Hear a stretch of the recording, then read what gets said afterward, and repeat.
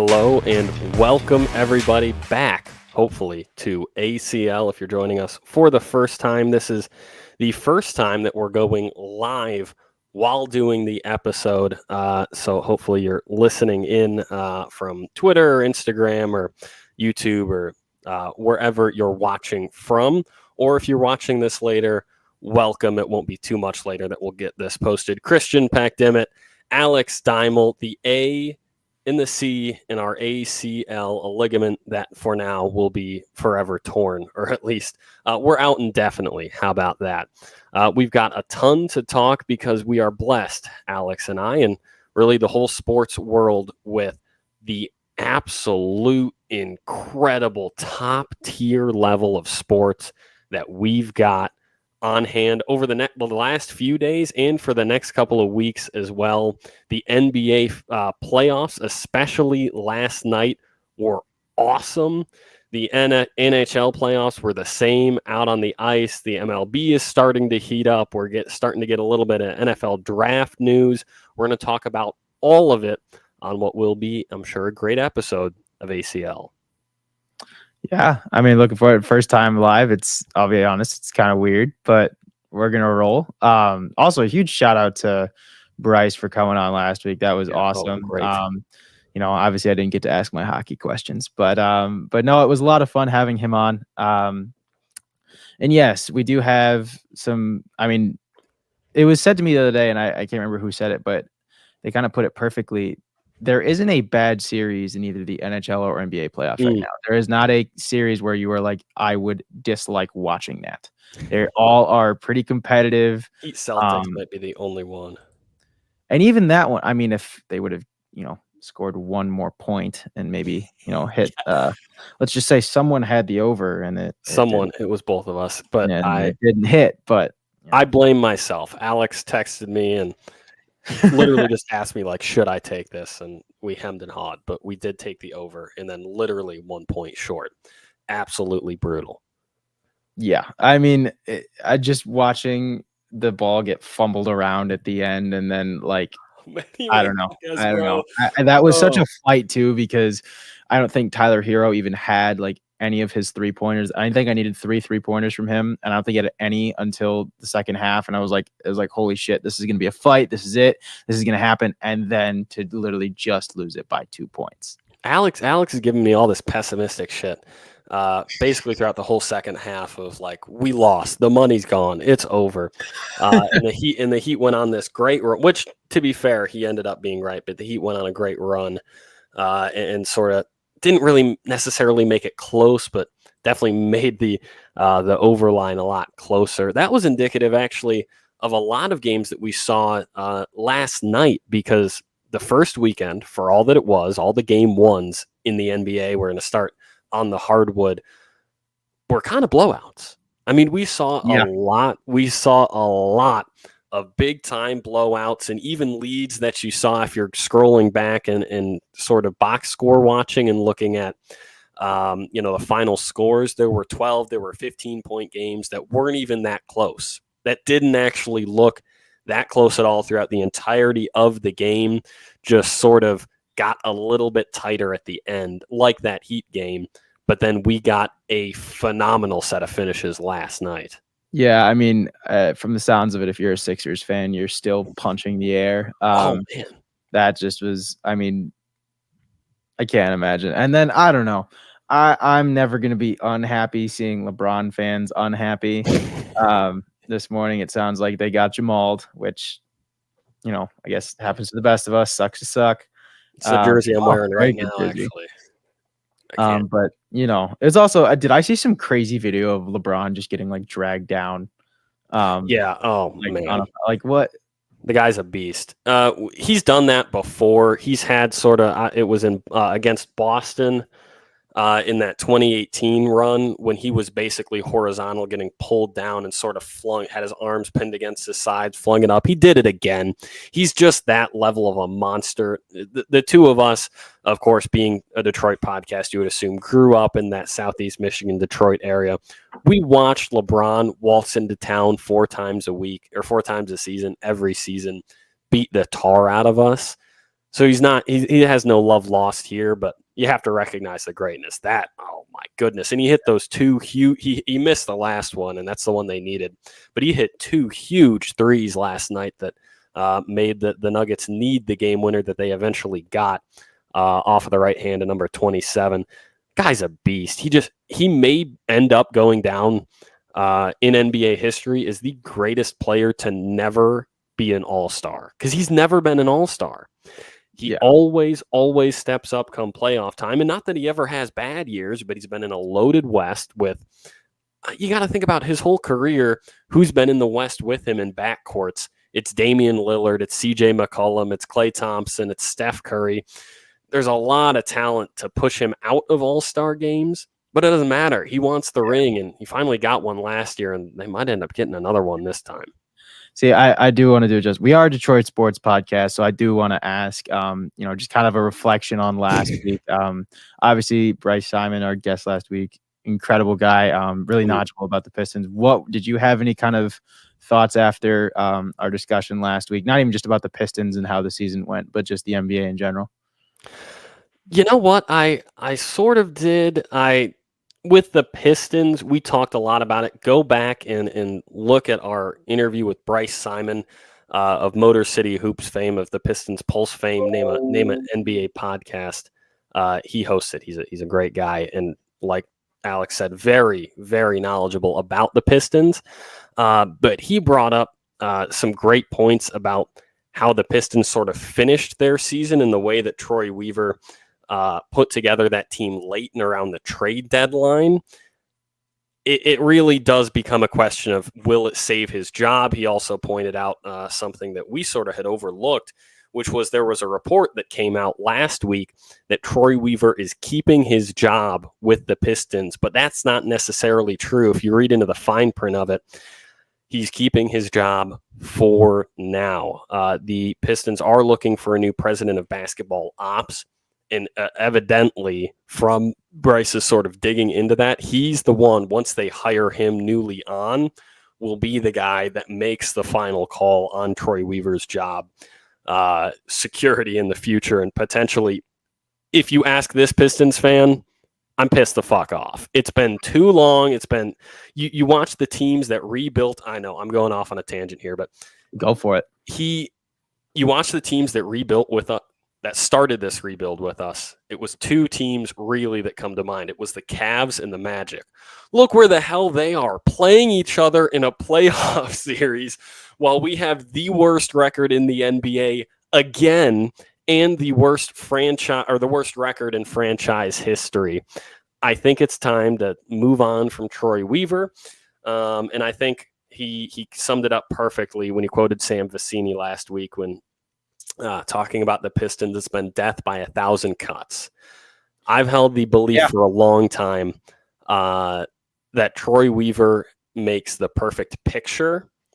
When you ever been, I'm a terrible painter, but you get this idea in your head of working on this masterpiece of art, and like a Van Gogh or one of these big paintings where it's like a Sistine Chapel and you're covering the whole ceiling, you're putting together this whole franchise, and you work on it sections at a time. You say, here's a foot section, I'm going to paint this. Here's this one figure or this one person in, the case of one naked guy. You're painting whatever up there. I was sticking with the Sistine Chapel reference. You're painting one tiny wiener or whatever it is. And it all looks great and beautiful. And then you take a step back in it and you went, oh, I fucked up. This does not fit together at all. Troy Weaver, essentially what he's done with the Pistons is he's made a bunch of moves where if you're a basketball nerd like me, you sort of immediately pull up the payroll and you pull up these guys' contracts and their ages and you say, oh man, Quentin Grimes, nice grab. Or you pull up You pull up these guys and you're like, he's young, or he has an expiring contract, or you say, look, we got a second round pick out of this, or we got this out of that. And it all looks nice. And then you take a step back and you're like, we have the worst product you can possibly put on a court. You've done all these moves that look nice on paper. And then you look up from your paper at the basketball court and you realize you've got a huge piece of dog shit that's lasted 4 years of a would-be rebuild that's seen us go backwards. So I think Troy Weaver's time with the Pistons needs to end. I think you also just described like most of the Detroit sports franchises for the last, decade in a certain way. Obviously, like the Lions are doing well, but like it's all about this rebuild. It's all about draft capital. It's all about doing this shit. And then like it seems like with each team at some point in our lifetime, they have just managed to completely shit the bed.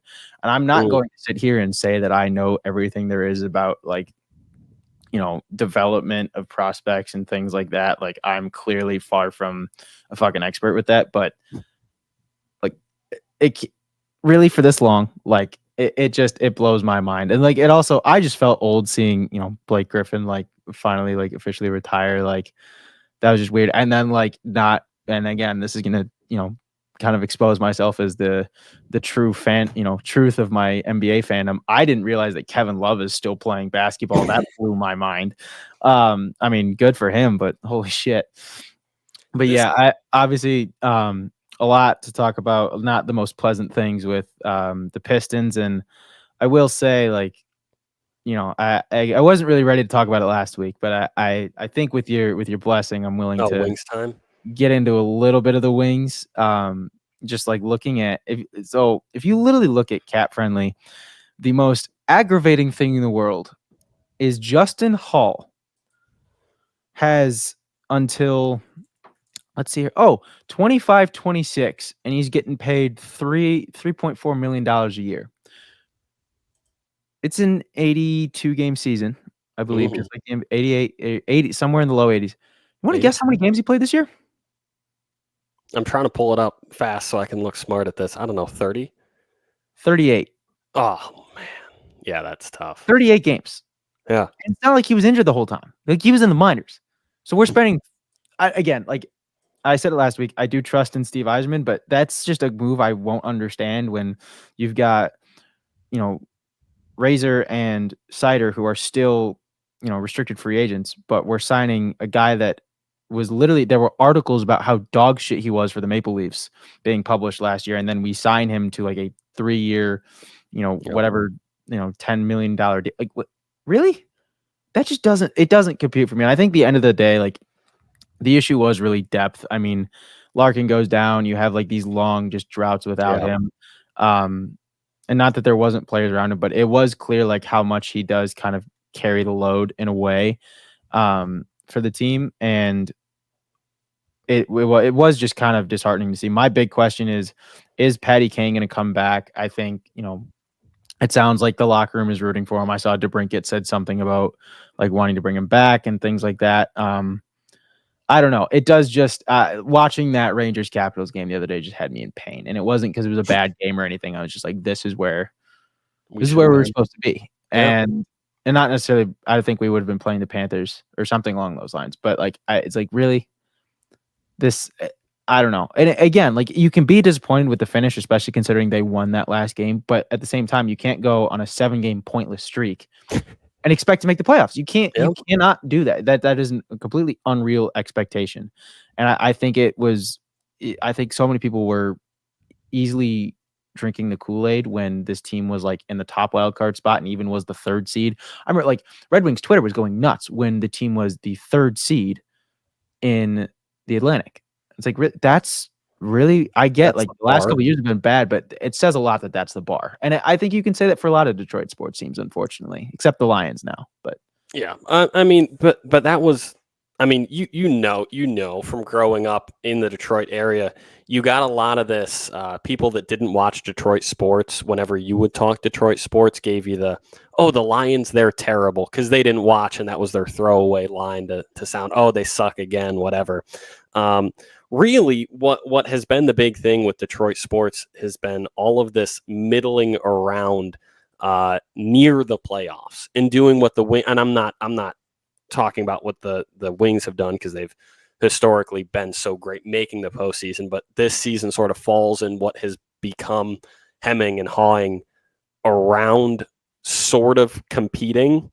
in sort of being close, and all those years that the Pistons slid into the 9 seed or in the 8 seed and then got swept in the first round, and all of those times, I'm sure you remember the Lions finding a way late to be in the playoff hunt and then watching Aaron Rodgers throw 3 fourth quarter touchdowns.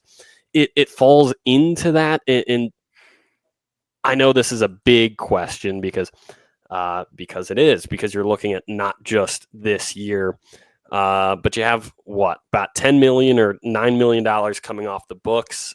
Just over $9 million coming off the books in your top 3. Unrestricted free agents and wings, you got another couple of million coming off, and some lower guys if you're the wings. Obviously, re-signing Patty Kane, if you can get him, is step one. Do you look to the draft? You want to fill some defenseman spots, or do you go in and try to land a free agent? And obviously, Detroit isn't historically a huge free agent sort of landing spot. It's not a place that people want to end up. But is there a timeline here? I don't know there, because it does seem like there has been just a bit of a culture change as far as the wings are at least concerned. Like, this does seem to be a team that gels well together. I mean, I'm pretty sure Larkin was playing golf like a week with DeBrincat a week before the trade and sign. Like, this is a team that wants to be together. I'd say the first action, you got to re-sign Razor, especially with that tear he went on at the end. In the last 5 games, he had at the very least a point. He had a hat trick against Pittsburgh. Had 2 goals in the last home game against Montreal. Like, you need to keep him around. Like, he is he's one of the bigger parts of the future of this team. The young, just, electric forward, especially was down the stretch. I think Seider didn't have like the best year as far as defensemen were concerned. He obviously, there were a lot of 2-on-1s caused by him, either going for a hit and falling or something like that. And I think that was definitely uncharacteristic of what we've seen from him. But the biggest problem for me, and I said it last week, has always been defenseman depth. Like, we had, Seider and Gostisbehere, and what else? Like, where else are you gonna go? I guess like Sherratt was decent. I mean, Jake Wallman, when he's actually playing, is good, but like, I don't really want to see Jeff Petrie in a Red Wings uniform again next year if this is a team that wants to win. It's as simple as that. Simple. Yeah. So I don't know. I think we'll know more as we get closer to the draft. And I think it's probably the same for the Pistons. But then there's, it's not to take away though. Like I said, we've got some great playoff series going on now. It obviously sucks that we don't have Detroit sports going, and this is a Detroit sports podcast. But I do want to recognize, like, holy shit, these have been some good games. I remember even like all of a sudden I turn around and it's 4-2 in like the dawn of the second period with the Vegas Dallas game yesterday. I was like, where the hell did 6 goals come from? Yeah, I was texting you last night. I turned the game on at the perfect time. Obviously, I'm not the hockey guy here, but that was a phenomenal game. Knights win it. That was the first game of that series, obviously, but I actually had fun watching that game, which is sort of not to say it's rare for me watching hockey. That's huge. No, that's huge. But that's huge. that's huge. You gotta walk me through this here, because we've got a couple of series tied, but a lot of them up 2-0. Golden Knights. I mean, that was an awesome game to win over the Stars last night. It was. I still am of the opinion that this is the Stars' revenge tour series. That's because I was going to say, you had mentioned that. They were just like unbeatable this year, at least as far as the Wings were concerned. But like, this was just a dominant showing offensively and defensively. Yes, last night did not look good. I still think I'm going to go Stars in 6.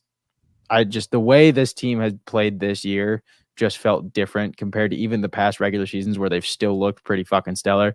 So I do think, like I said, Stars in 6. I think this is their year. Last night was a bit of a fluke. That leads me to something larger. We've talked a lot about the NBA playoffs on here. Not that we haven't spent plenty of time on the NHL, but I don't think I've gotten your Stanley Cup predictions here. I think it's tough to go against the Rangers right now. That's another team that is just, it's star-studded. They've looked good from the jump.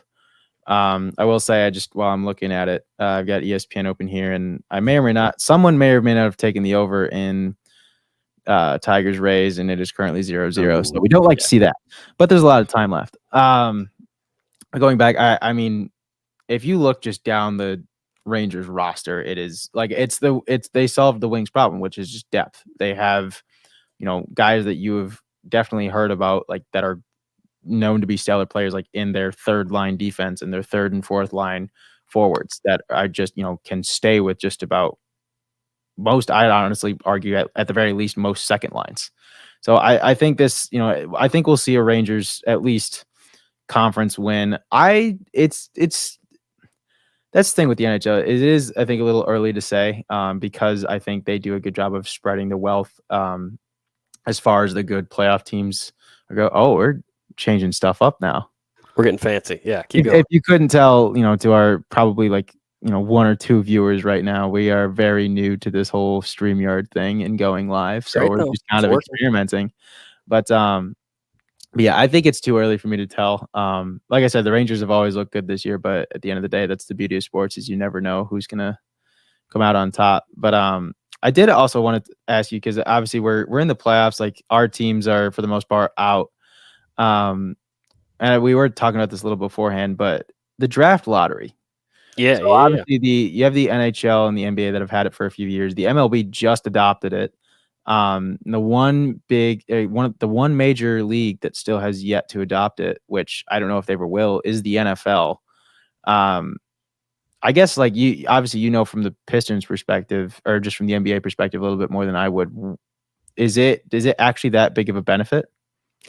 So essentially, the NBA, what Adam Silver has done the last, 4 or 5 years, has pushed so hard to get rid of tanking, and that's not an easy thing to do. No, but what have been the two major moves that you can think of off the top of your head, other than the in tournament or in season tournament? It's been making it so that the top three, it's changing up the draft lottery percentages, basically making so that the bottom three teams, or the teams with the bottom three records, have the same odds to get that number 1 seed than the 4 or the 5. I remember there was, let's think, I think it was the Killian Hayes year when we had which is now, rest in peace, Killian's career. That's like a timeline. Yeah. The Killian Hayes year. We had the worst record in the league, and we had the highest odds to get the 4th pick. How the hell does that make any sense? On a tangent, though. Regardless, it's been changing that. And what does that do? That gets rid of tanking, because if you have the worst record, you no longer have a great shot at getting the top pick, or at least not as great as you did earlier. And then you add the in-season tournament, or the play-in tournament. And there have been critics of it. LeBron's been the loudest, despite it him. Really, yeah, I thought this was like his league and he ran everything. I'm kind of shocked for him to critique.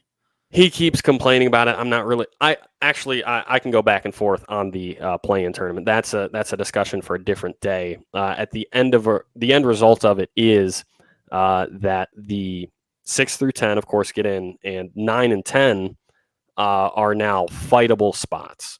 So there are teams that would be like the Pistons a couple of years, like the Pistons expected to do this year, that would essentially, 20 games left in a season, like a Bulls type of thing this year, say, fuck this, I'm going to go get the 4th pick. Yeah. I'm going to go do this. I'm going to go give up on this season, basically. And the Bulls are almost the perfect example of it. They then go and say, no, we're actually going to scrap and claw just enough to get a 9 or a 10 seed, which the fan base hates. They've been stuck in that middling area that we've talked about earlier on this show. But what it does is it allows teams to fool themselves into thinking that they're competing for playoff spots, when really they're sliding into that 10th spot or that 9th spot. When, yes, you can do what OKC did last year and be the 10 seed and make the playoffs and then it sparks your year this year where it's kind of like a March Madness almost in a way where it's like, you're not like a blue blood, but you're still like you're in the tournament. Like it allows you to get there, and even though you didn't do anything, obviously for OKC in the playoffs last year, it gave you a jumping board to then understand that you can compete. And look what they did. They got the 1 seed this year. Of course, that spells trouble for teams that, like the Bulls, I keep going back to them, I feel bad for them, fool themselves into thinking that we can really compete with these teams, and they try to put together a roster just good enough to fight for the 10 seed or fight for the 9 seed. But essentially, it gets rid of tanking. I don't think the NFL really needs that. No, I don't. I think it's fixing something that's not broken if you add the lottery to the NFL. Because I think it's one of those things where, especially in the NFL, like I think there's a big difference. Like there's teams that I at least, and I'm sure you can think of more than I can, but there are teams that will, even if they have their starters or their guys, will put in their, lesser guys. Like it's kind of like the whole integrity thing that we talked about last week with Bryce. Oh yeah. But my big thing is I don't think that's really much of an issue with the NFL because there's always room for is there an NFL team right now that doesn't have like at least one guy that we can agree is like, I don't know if good enough is the term, but like has what it takes to win games? What do you mean? What are you going for? I don't know. Like I think like look at Bryce Young with the Panthers. Like no, I wouldn't call him a star quarterback yet, but we've only seen him for a year and he does not have any tools. Yeah, so he's got nothing around him. And I think I don't think that's necessarily tanking, especially considering, I just the Panthers have always struck me as a team where it's like there's tanking, but they're also like you can trade for draft picks in that way, and they're actively trying to build up draft capital in a way that like I don't even know if it would necessarily matter like first position or not. You're just saying these teams are just bad? I think yes, like they are like genuinely bad. Yeah. And I think like it's not we're going to lose to get in that rebuild thing. They just appeared in that rebuild thing because they were like, we either can't afford our contracts or we don't. Like it's either, do this now and get a bunch of draft capital or just be like mid for a couple years. I think that's the thing is there's a difference between tanking and just blowing up your roster and saying we suck. We don't want to be stuck in that intermittent thing that we've complained about half of this episode. So we're going to pick a direction. And fans don't like the direction sometimes when that means losing hella games. But sometimes it's got to be done. I don't think that suddenly means you need a lottery. But I think I think baseball specifically is in a weird spot there where baseball, they did just introduce the lottery, which is weird to me. But that's also a sport where I don't think there isn't another sport that pays more attention to prospects. And sure, absolutely. Things like that. Obviously, because baseball has so many. But I think the interesting thing there is you kind of have this little area where, look at the Orioles, who are killing it now, but for the better part of the last 10 years were dog shit. But you were hearing about your Gunnar Hendersons, your Adley Rutschmans, building up your prospects, Jackson Holidays that they were getting through the draft. They were building up and playing. It's not like these guys weren't part of the organization yet. They were rising the ranks, and Orioles fans at least had some I guess hope. I think the difference between that and Tigers fans is, they didn't have Al Avila to make the, bring in prospects that were nowhere near the fucking return value, unless, in my opinion, unless you're Jake Rogers, which, Tigers fans are allowed to debate with me. I think he's fucking incredible. I think he's been much better than he gets any credit for in the past couple of years. But I'm willing to debate that to any of our listeners. But obviously, and they're doing pretty well. See, I thought, maybe with Kenta Maeda pitching tonight, who's just been giving up the long ball 4 times a game for the past, his past 2-3 starts. Thought maybe the over would work. So far, it's not. Just gambling karma. It loves me so much. Fair, honestly. But yeah, I do think it's one of those things where I don't think we'll really ever see it in the NFL because I don't think we need it. But I think, with the way I think the rosters are structured for the NBA and the NHL, it's it works and it makes sense. I'm just sick of seeing the Wings get the 6th pick over and over and over and over again. It's every time. You brought it up right there. Draft lottery, MLB. You said you don't know how to feel about it, but you're right. It is the league that cares by far the most about prospects and this inability to trade draft picks. You put so much into these farm systems that, yes, of course, the NBA has the G League, and that does a little bit of that. They tried it with the G League Ignite, didn't really end up working out in that department. But more than anything, the MLB builds up its players. How do you feel about the draft lottery? Well, I was actually going to say, this just came to mind. It would be crazy if, this XFL and everything we're seeing, if those become like the NFL farm teams at one point, where it's like literally those are like the minor leagues, and obviously like they're playing right now, so it's not really, they're not even playing midseason, but like all of a sudden fucking Shea Patterson is playing for some XFL team, but they're like the minor league for the Lions, and basically whoever it is, like golf or someone gets hurt, and then it's like that backup comes up. But that's not really how, because they have practice squads and whatnot. Yeah. But yeah, I think that was just one of those crazy. I was like, okay, there is the XFL right now. I wonder maybe in the next couple of years we see one of those that become like the junior or the minor leagues for the NFL. I kind of doubt it, but that'd be kind of insane. We do have a comment on the live stream because, yes, for future episodes, we'll be live streaming along with recording them. So, of course, watch them after or listen to them after, but we'll be live streaming them Twitter or X or whatever the hell, Instagram, TikTok, YouTube, everywhere. Comment saying, I don't think it would work with the NFL, saying the draft lottery because it can't be a one-man show. Thank you, Jason, for the comment. But I think that's sort of, you see a little bit more of that in the modern day, like the Caleb Williams thing, where you have, it worked in the NBA. You're seeing it at work right now in college basketball at the women's level. What grows these leagues better than anything? Individual faces. And this is going to sound stupid, but it's harder in the NFL because you have more people on the field at the same time and they got helmets on. It's harder to make a personal brand out of people who half the faces you can't recognize. But in the modern day with NIL, with social media, they're becoming faces that you know. In Caleb Williams' case with the little pink phone case and painting nails and all this stuff, it becomes sort of a polarizing thing.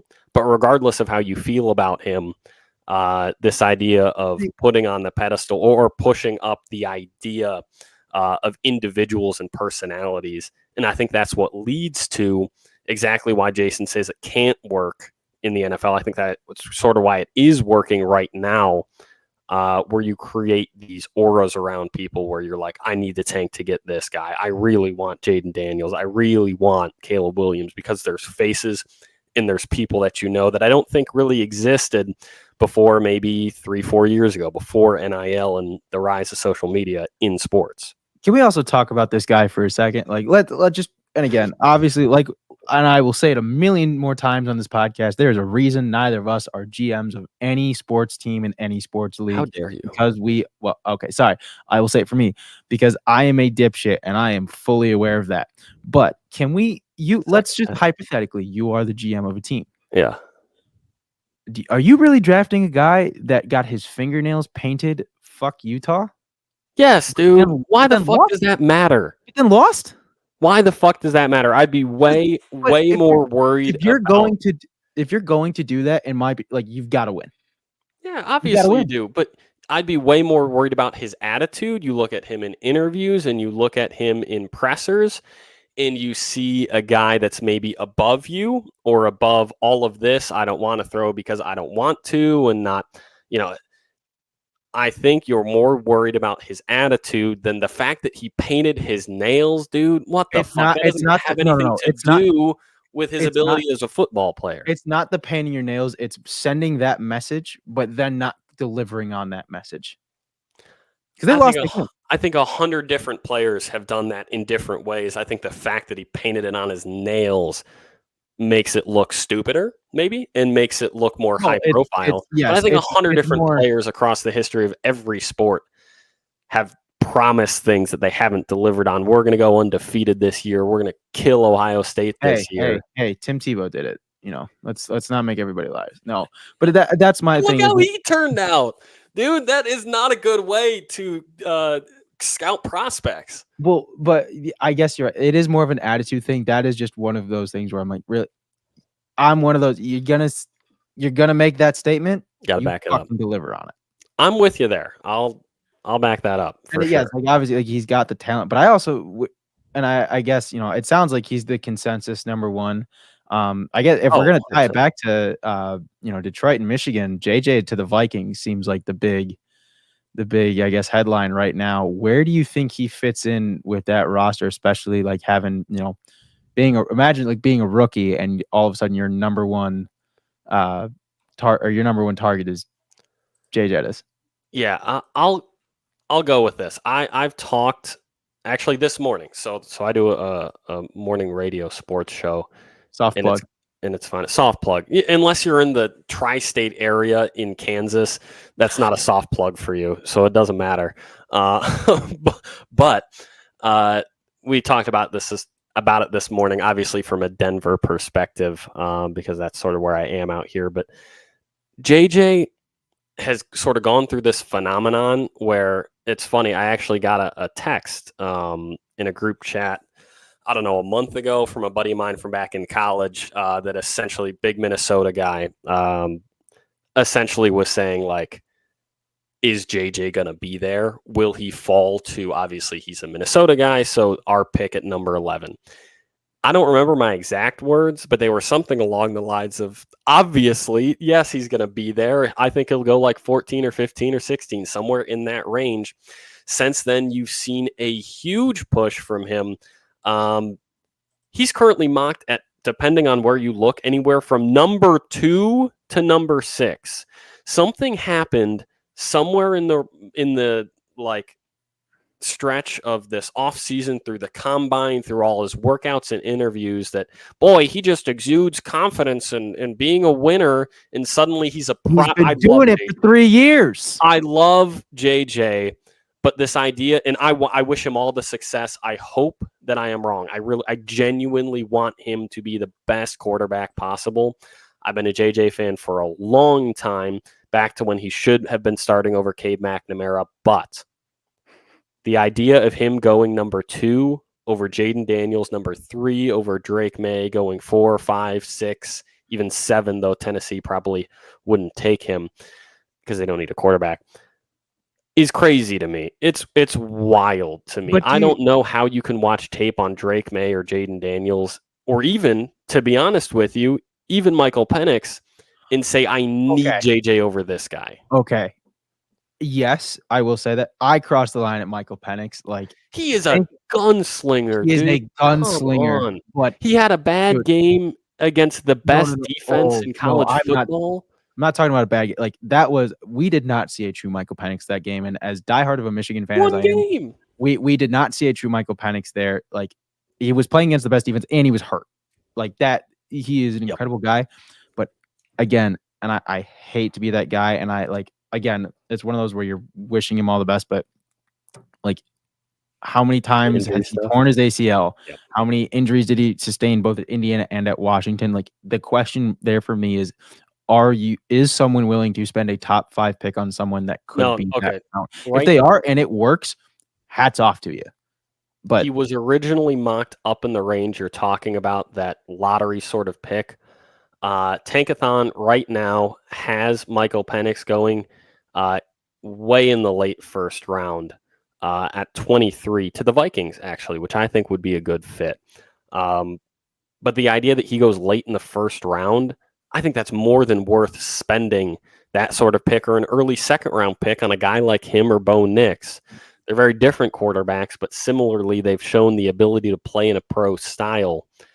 I would, if I'm the Vikings or if I'm Denver, 2 teams in desperate need, despite that Zach Wilson trade, of a quarterback, I look at those 2 as guys with experience, as guys who know how to play the game of football and run a pro-style offense, who are willing to take the 5-yard out, but can throw outside of the numbers down the field more at a more than capable level. Michael Penix is the best deep ball thrower in this draft, in a draft with Caleb Williams in it. I have a hard time passing on him the way I think a lot of people are. But regardless, I would love JJ.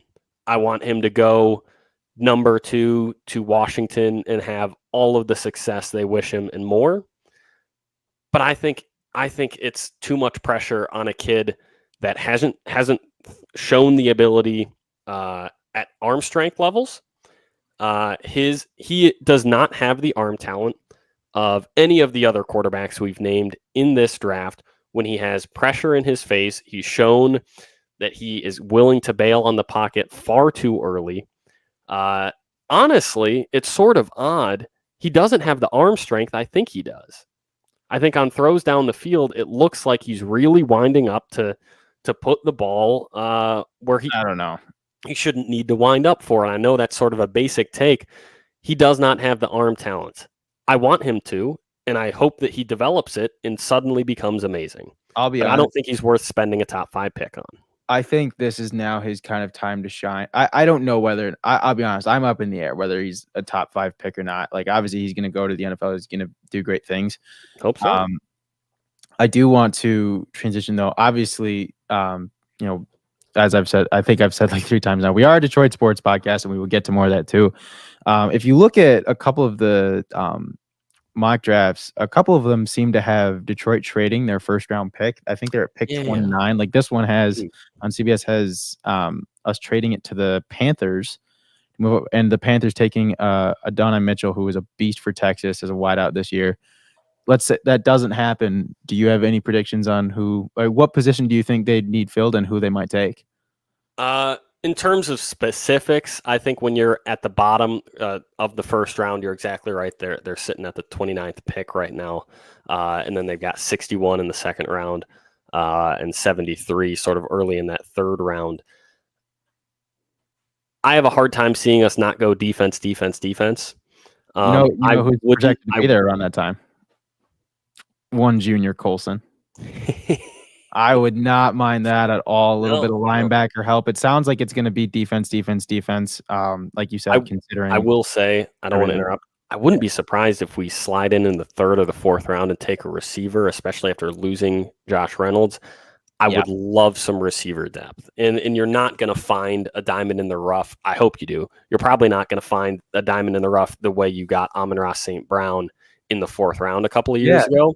But I wouldn't be surprised reaching for a receiver. I saw, so you sent me a video this week from, I forget who it was from, but it was basically someone talking about how they'd rather have Amon-Ra than Jay Jettis. Yeah, I saw that. I laughed at that. Listen, we're Detroit sports fans. We are the kings and queens of delusion, but there is a level that you don't take it to. There's a I can proudly say that I would rather have Amon-Ra than Jefferson solely because like I think of him as a Detroit sports guy, and I don't really want to see the Lions without him. And I think like it's kind of part of a nostalgia thing for me at this point. Mm-hmm. But really?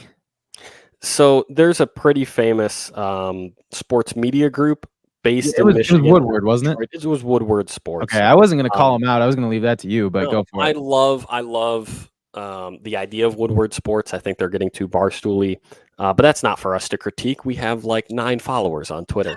But yeah, I think they sort of get clickbaity and go for stuff like that. Obviously, I hope it's obvious. Maybe not.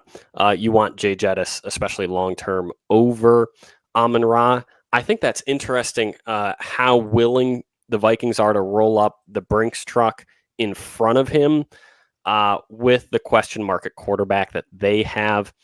We just talked about it. They're mocked a couple of places to go for Michael Penix. They do have a higher pick in that first round up at 11 that they pray Caleb Williams, Jaden Daniels, Drake May, or JJ, one of those 4 fall to them. But I doubt that happens. So it'll be a little bit interesting for Vikings fans here down the stretch of what is coming up soon, which is the NFL draft. But yeah, I would be surprised to see any of those 4 fall to them. And in the same way, I'd be surprised to see Detroit do anything but go defense. I think you need two things in particular. I think that's pass rushing, and I think that's defensive backfield. So you go and grab a corner or a safety after losing CJ GJ. But I think you need, I know, sort of a mouthful. Yeah. I think you need an edge rusher because if there's one thing to know about a D-line in the NFL, it's that you cannot have one pass rusher. You cannot have Aaron Donald, end of story. You cannot have Aiden Hutchinson, end of story. Even a Max Crosby, end of story. That's different. They do have more of a story on the Raiders. You need someone else along that line to take pressure away because they get doubled, they get tripled, and they get taken out of ball games. And that's fine. That's good offense, but you need someone along the line that's not named Aiden Hutchinson. I mean, look at how, he had that stellar up, and then if you watch, it wasn't that he wasn't doing anything. He just was getting double, even sometimes triple teamed. Mm-hmm. Where you do have to have that depth, and I think it does give you some hope, like looking towards the future for Lions fans, considering now we're talking about getting like that one more piece and actually having a record to show for that we need one more piece, which is huge. It is kind of crazy. And I have no way to segue this, but we're just going to do it. We're just going to do it. Did you watch? I watched a little bit of NHL last night. Did you happen to reach across the platform here, watch some of those NBA games? Because I missed some of them, but I did, as we talked about earlier, seeing the LeBron fans cry and Sixers fans cry, who seem to be some of the most like dramatic fan bases in the NBA. Correct me if I'm wrong, as our resident NBA expert, but like here's the thing: we got some breaking news. Entertaining when they're just up in arms. We've got some breaking news inside of the hour. The NBA rules that Tyrese Maxey was fouled twice during chaotic Game 2 sequence versus the Knicks. Oh shit! What the NBA does is they go back and they do these 2-minute reports. So they'll analyze the last 2 minutes of these high-profile games. I think they might do it for all of them, but only publicize certain ones. Whatever. Yeah. Then they say this should have been called a foul. This shouldn't have. This should have been a 24-second violation. This should have been a 3. It was a 2. Whatever. Two things. Number one, very interesting. They're letting them play a whole lot more. I've seen more physicality in the first game and a half. Some series have played 2 games, some have played 1. First game and a half in these NBA playoffs than I've seen maybe ever. You're getting like 2008 levels of physicality. Hell yeah. And which is awesome. Here's my second point. What the hell is the 2-minute report for? Who does that help? Who does that help saying, hey, Sixers fans, we're going to vindicate you real quick. You were right. Tyrese did get fouled. But we're not going to do anything about it. We're just going to tell you that you were right. What the hell can they do about it? It's just sort of an appeasement that doesn't do anything. And I can't believe I'm going to, kind of, I guess, give some credit to Roger Goodell right now. But at the very least, when Brad Allen's referee crew completely botched that game, they were like, no playoffs. They will not be refereeing the playoffs. There was at least they can't go out and publicly say, oh, we fucked up, but they at least took the action, which I will take and run. That's at least doing something. At the end of it, it's like, oh, so now we're just going to tease you and say that, yeah, you should have gotten your way, but you didn't. And now you're down a game. Get fucked, I guess. Yeah, I guess so.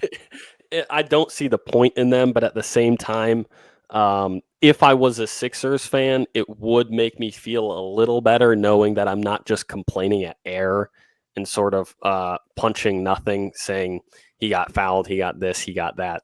But yeah, it's a little bit unnecessary, but also kind of funny to see the same thing. So what LeBron fans, Deimel sent me this morning, basically it's a text, something along the lines of, why the hell are LeBron fans mad? That was just my entire feed this morning was, any LeBron fan I know just crying. And I don't know. I always kind of essentially what it was is he was asking, what's the point? I think his sort of quote in that post-game presser was, what was the point of reviewing all these plays?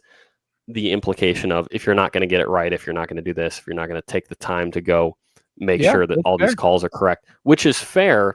The response I saw largely on social media is a deserved one, which is if you went and reviewed every play, LeBron, you'd foul out in the second quarter, or you'd be called for a travel. I mean, he wouldn't. He wouldn't, because he's LeBron and he's going to get what he wants. But no, I'm saying if they go back and they make sure that every call is the correct one.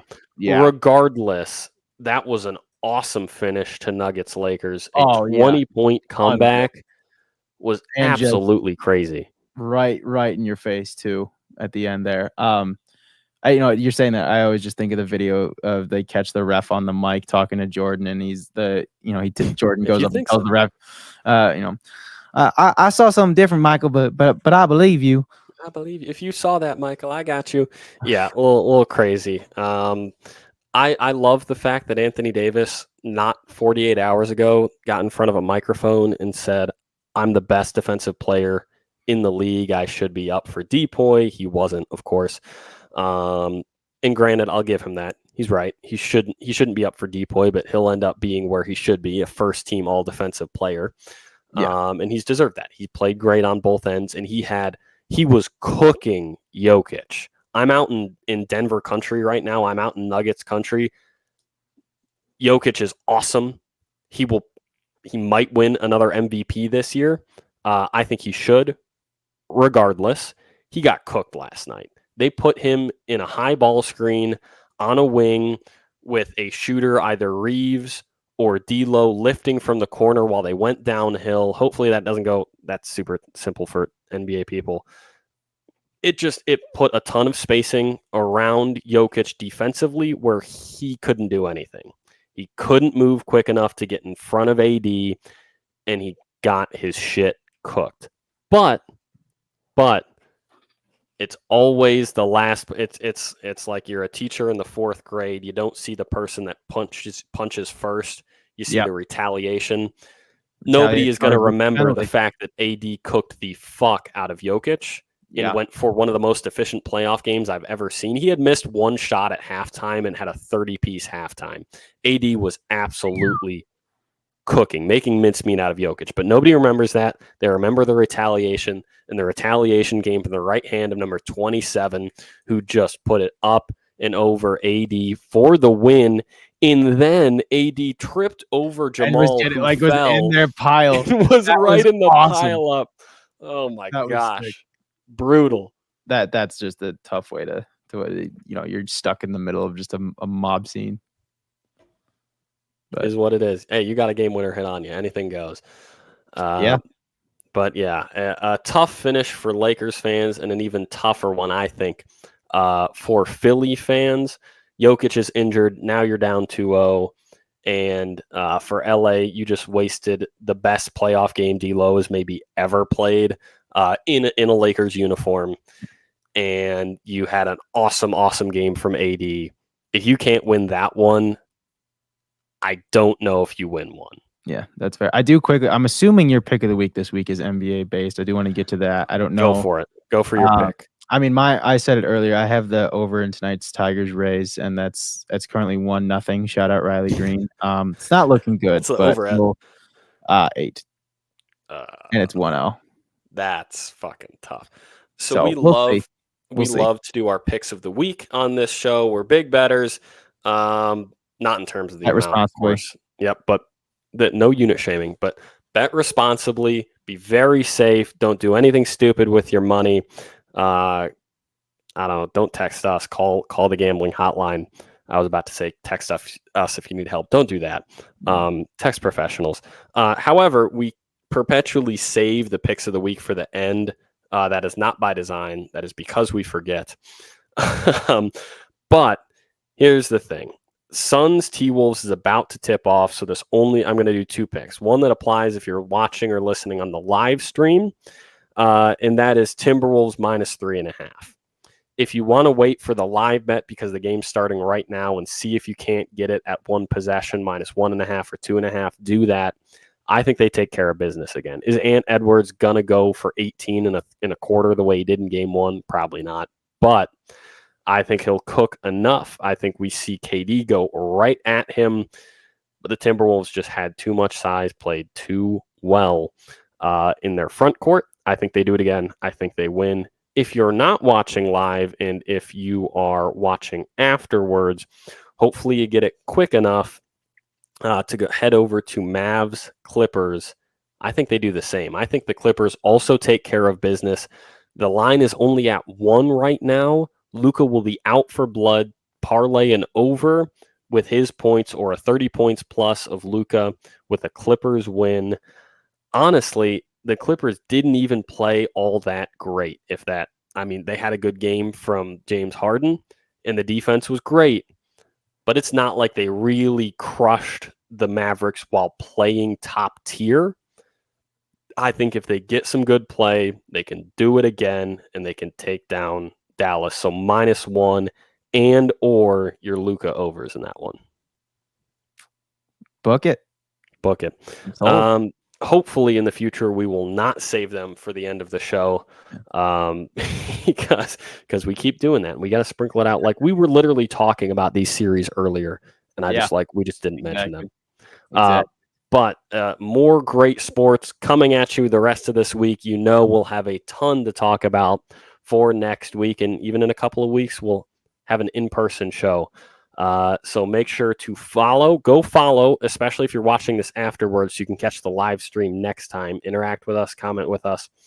You saw on this show, we'll answer those comments if they're questions or whatever. And again, we might have some hot takes. If you disagree, feel free to let us know. Let us know. We're idiots. We're never going to be claimed to be brilliant. But go subscribe on YouTube and follow on TikTok and Instagram and Twitter. All that good stuff, and we'll be back at you next week. Thanks so much for listening to ACL.